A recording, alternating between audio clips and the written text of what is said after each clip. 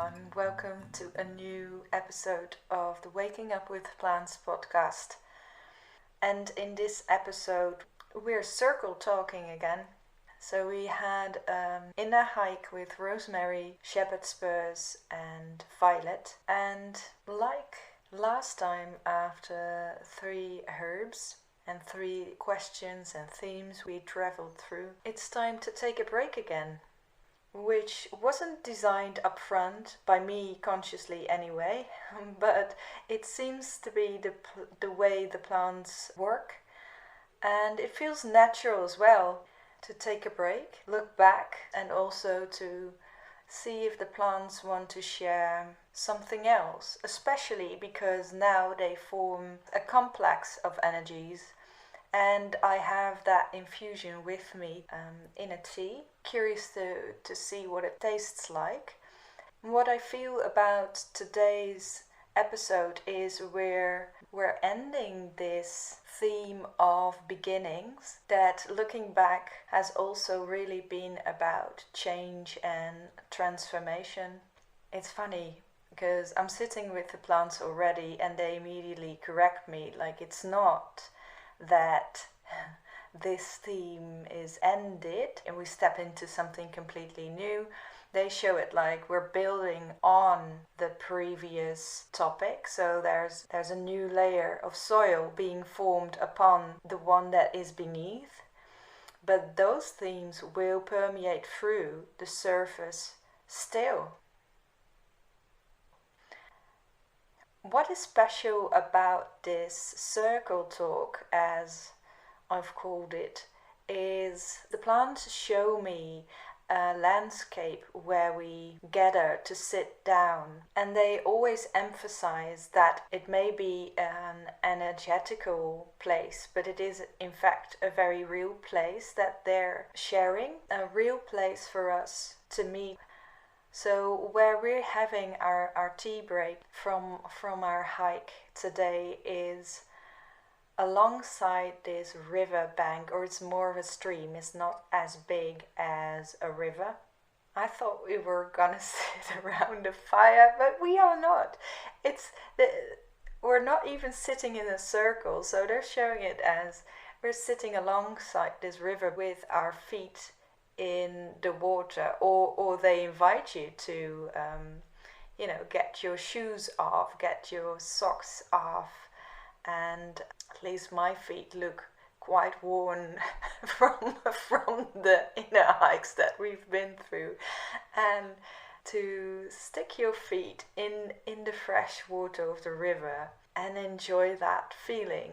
This is the magic of our imagination. It allows us to meet from wherever we all are, from whatever time and whatever place we are in, to meet actually alongside this riverbank. So if you feel like you could do with a break, with a cup of tea, just imagine yourself taking your shoes and your socks off and sticking your feet in this very refreshing water. Yeah, and they're showing, picnic. We have got really nice snacks and teas, and it's really like a lovely prepared picnic. And I don't know if you can feel it, but it feels really quiet and still. There is a real peace in this place.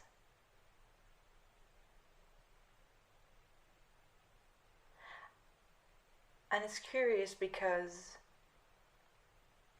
for me the sound here feels very still, although you would expect to hear the water running, the birds singing. But there's just, to me it feels just like silence.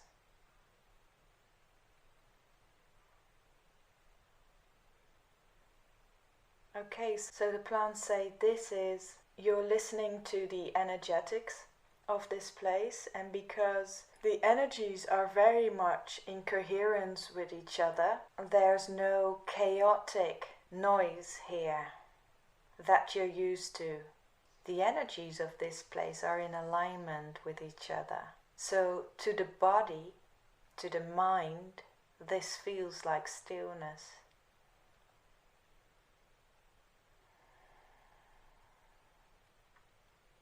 So that's really the energy of today's episode.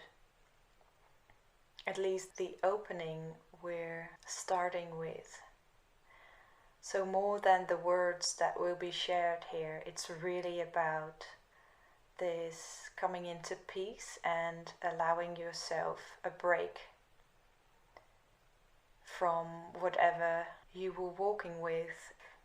It feels like whether we realize it or not, the plants show me we're doing a lot of hard work.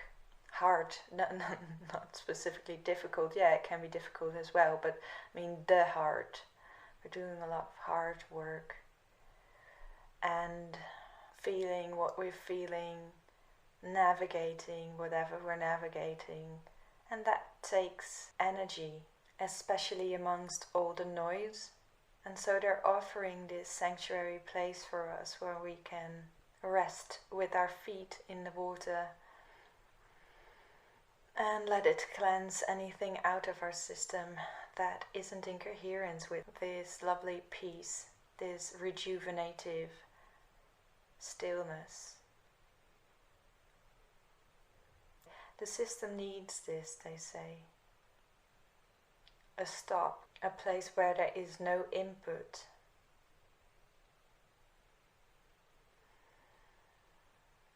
That's also why they say we don't sit in a circle now. We are together because we're sitting side by side, but quite spaciously actually, and everyone together, but in their own space and staring in front of them, really being with them.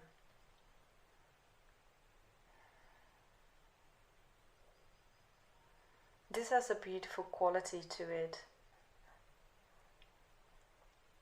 As I tap into where the plants show themselves, they show themselves with a nurse energy to them, walking back and forth to every one of us and tending to this space of the heart, especially the backside of our heart. For the circle talk, the plants give their messages just as we go along, so not in writing before. So I'm just gonna follow their lead and see what they want to share for us today. And so they show this tending to our heart space with a nurse-like energy to them and us sitting with our feet in the water.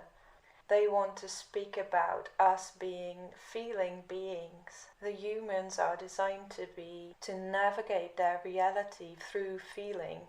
And this we are learning again, they're saying, because for a very long time the way we've navigated our reality is through suppressing our feeling. Not because that's wrong, basically because we needed to survive. So Violet is reminding me of the phrase they shared in their episode about this feeling process. They said it may not feel like a clean process, but it certainly is a cleansing one. So for thousands of years we have had to live with a downfall of coherent or harmonic energies. A lot of distortion took place, and we had to live through that with our hearts. And the way we did this is compartmentalizing the pieces, as Rosemary spoke about, the pieces that were too intense to feel. As in, they're really speaking about the human as one, so not as you as a specific human sitting here now. You are a soul or spirit or consciousness light in a body. But the body you're in belongs to this collective called the human, and all of the history is connected within and from your body. So whether we realize this or not, this is our suit through which we feel. And so in this period in our evolution, we're coming to the point where we face that we are a traumatized species as humans. And not only humans, they say, but we have to face where we are, what we experience. And the way we do that is by starting to feel. So they want us to realize that we're doing a lot of hard work, much more so than we realize, because when we embark on this path of consciously evolving, consciously walking through our days and navigating our reality, discerning what's happening, observing, we naturally start feeling more, because that's the way to discern what's happening to us. We have to feel where our heart is, what our heart is calling for. But that also means that we feel all the rest, and not only what is stored in our bodies, but also what is stored in the bigger body that we are part of.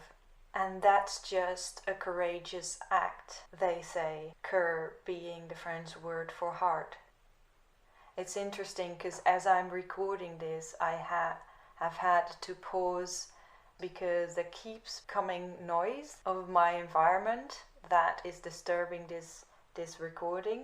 So as I just paused this recording, I said, I can't work like this. And they say, yeah, this is exactly what we're sharing here. This is what you are doing over and over and over again as you walk through your days. You're trying to feel what this subtle calling of your heart is longing for, and what it's telling you where to go, where not to go, amongst a lot of noise that is within your body and within the bigger body. It's a big effort to focus and focus and focus, silence every noise around you and come back to the source of it all, the source of you that has your truth and that shows your path in a clear way.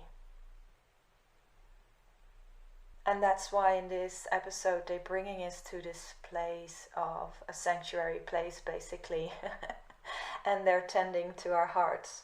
So I'm just curious why they're tending to the backside of our heart rather than the front.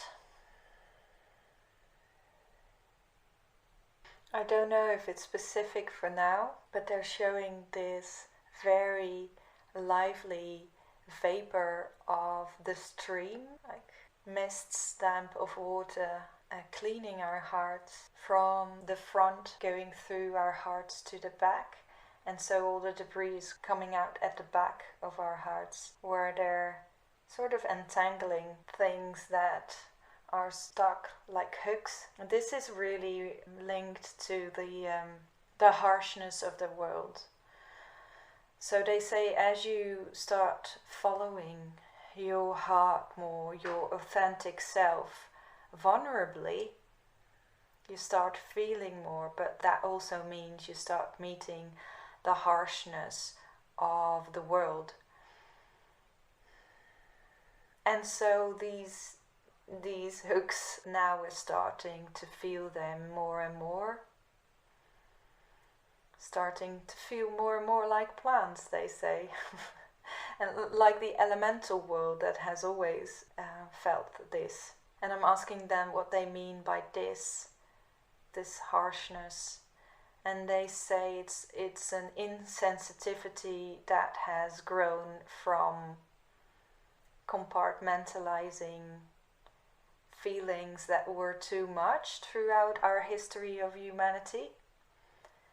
And so when a part of us is compartmentalized, so say you have an experience or our ancestors had an experience, it really doesn't matter, it's all one, had an experience that was very traumatizing, very intense, and then it just split off, forming this isolated bubble. But they say whenever you have an experience in that same frequency range, in that same kind of quality. So now when it's been really retracted and isolated, you can't feel there. So you can't feel the outer world there as well. So in a sense we became less and less sensitive. You still see this going on. And so they say you can't feel the other person or any other being out there in this area. And as quite a traumatized species, we have many of these places. So you can trample a lot of other hearts without knowing it. So what they're also bringing up here, and that they courageously hold in so much grace and plainly service work, feels to me, because they've been trampled on as well, is that it isn't personal. It isn't personal. I'm just checking because sometimes it very much feels personal.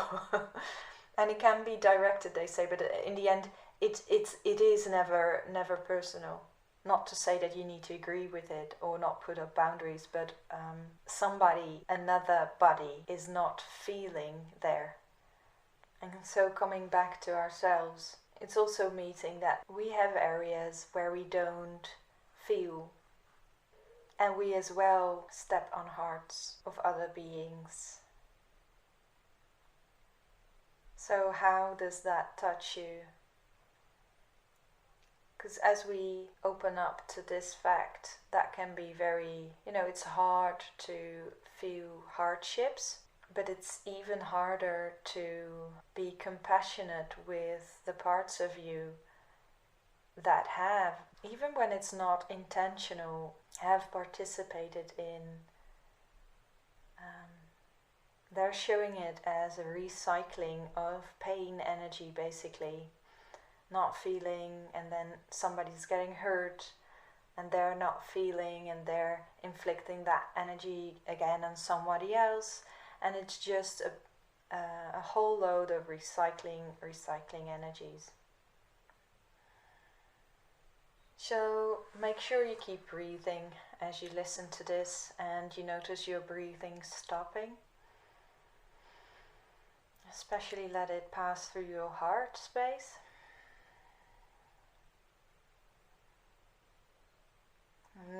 Rosemary is reminding us of this river of life, like we're sitting with our feet in this beautiful stream with lively water. Whenever we want, we can imagine that energetical stream, life stream, pouring through our crown and to our feet, and taking all the harshness, all the charge that wants to release itself. So it doesn't have to recycle, to be inflicted again on somebody else. Because that's basically a holding on to these energies. And that makes repetitive history. And the times we are in now are asking for future, true future. Violet shares that means we have to be real caretakers of our own heart. If we want to step into who we truly are, with what we truly feel as truth of life, we have to do that through feeling, and we have to get used to that kind of intensity, they're saying. The most important message I think of today is that you don't diminish or make this process smaller. In the group or the people that are listening to this, there's a common theme, or there's a importance in realizing the actual work that you are doing with your hearts. That's how Violet is phrasing it. And because a lot of this is energetical work, I mean, it's the emotions, the thoughts, it's all impacting. And lots more, they're saying, lots more of energetics. It's all impacting us. It's all being felt and being picked up by us. there is this phase where two things are running and you're starting to acknowledge the quote-unquote stuff that is going on in the invisible realms, in the energetical realms that are not materialized, but is very much part of what is the makeup of your experience reality. And there's still a part of you that doesn't acknowledge this. So that's feeling like, am I crazy? Why isn't this working for me? Why is this so hard? Why am I impacted by this? Violet really shares to trust that there is a reason for this, that you're not being silly, that you're not being dysfunctional. Your heart always functions, they say. Your body always functions.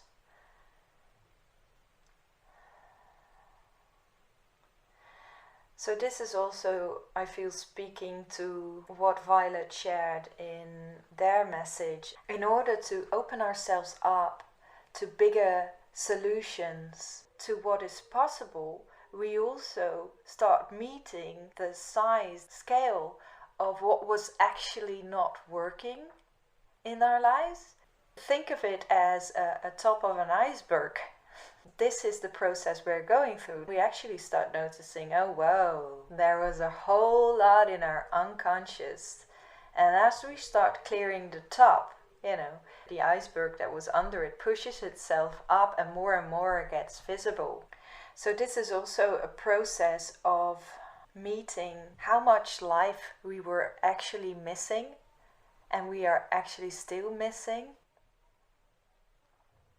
Life can dissolve, retract itself without you even noticing, until a point where it's really not good, and then all of a sudden your eyes open up and you feel like, oh, this is really not good.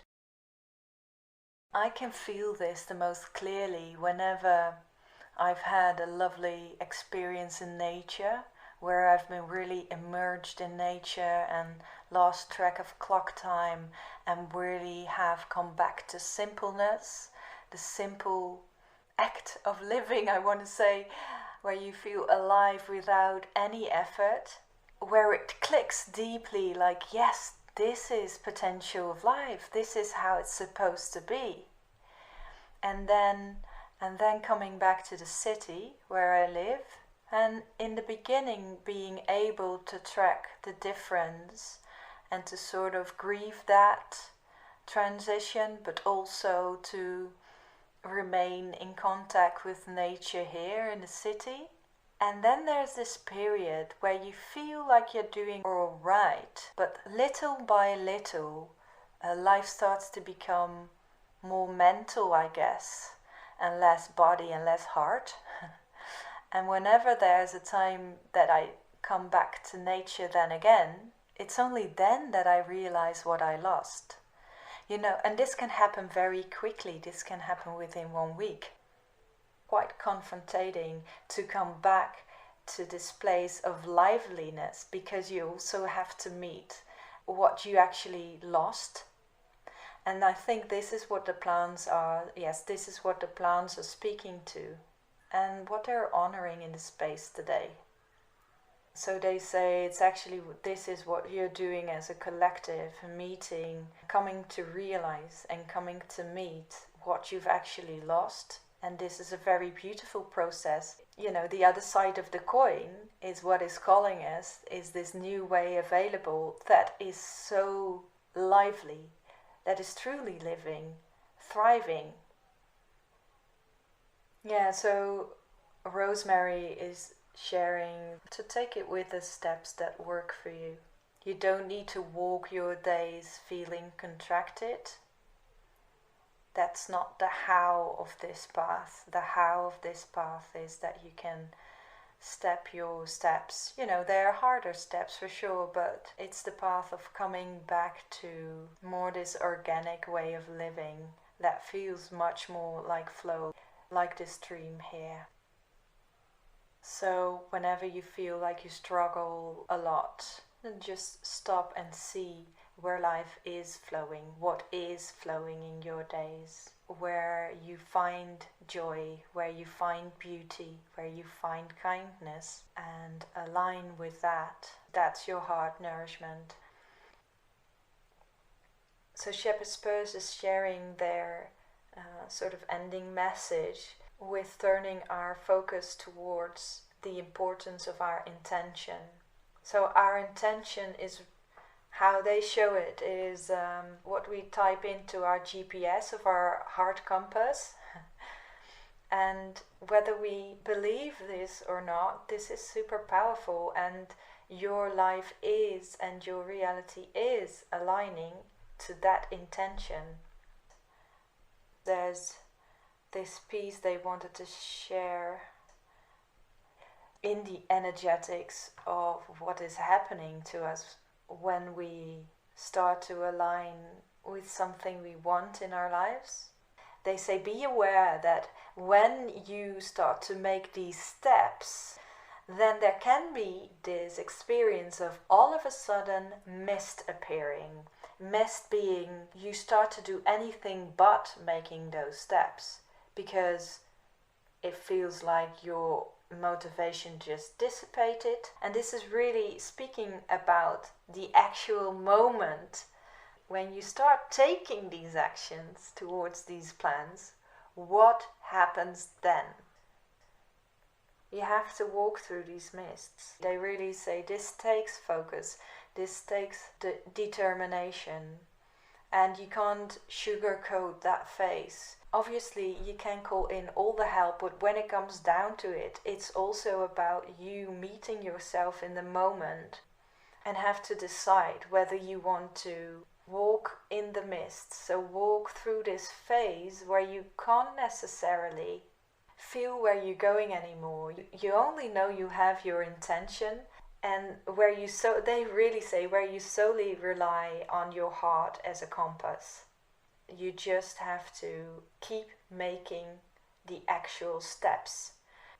They're sharing this so that you can recognize this when this comes on your path. It's not that you're off track.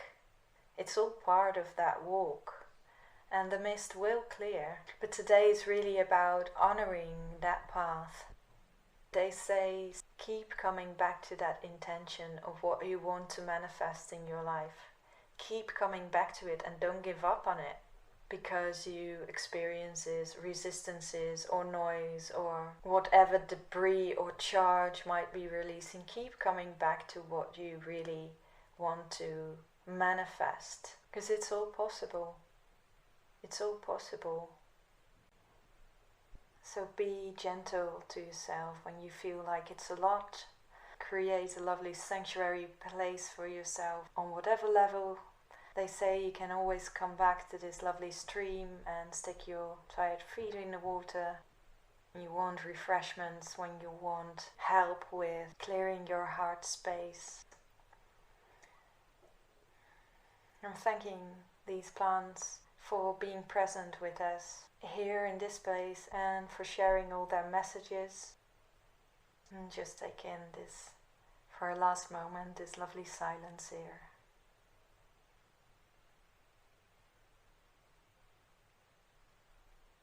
Take it in your heart with you.